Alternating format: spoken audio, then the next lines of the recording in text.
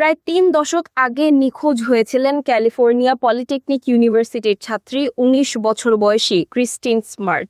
২০২২ সালে সহপাঠী পল ফ্লোরেস তার খুনি হিসেবে দোষী সাব্যস্ত হলেও ক্রিস্টিনের মরদেহের হদিস মেলেনি আজও।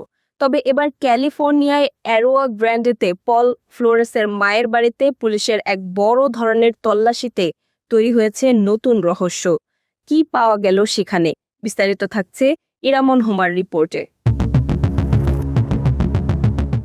১৯৯৬ সালের মে মাস একটি অফ ক্যাম্পাস পার্টি থেকে ফেরার পথে নিখোঁজ হন ক্রিস্টিন স্মার্ট। দীর্ঘ ২৬ বছর পর ২০২২ সালে পল ফ্লোরেসকে এই হত্যাকাণ্ডের দায়ে যাবজ্জীবন কারাদণ্ড দেওয়া হয়। কিন্তু ক্রিস্টিন কোথায়? তার পরিবার আজও অপেক্ষায় আছে মেয়ের শেষকৃত্যটুকু করার জন্য।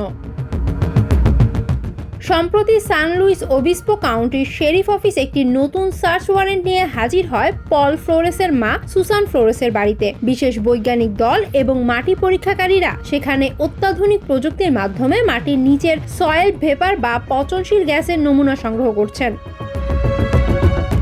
বিশেষজ্ঞদের মতে হিউম্যান ডিকম্পোজিশন বা মানবদেহ পচনের ফলে নির্গত গ্যাসের উপস্থিতি পরীক্ষা করা হচ্ছে এই অভিযানে। যদিও পুলিশ আনুষ্ঠানিকভাবে কোনো বস্তু পাওয়ার কথা এখনো নিশ্চিত করেনি, তবে সূত্র বলছে কয়েক দশকের পুরনো রহস্যের জট খুলতে পারে এবারের তল্লাশিতে।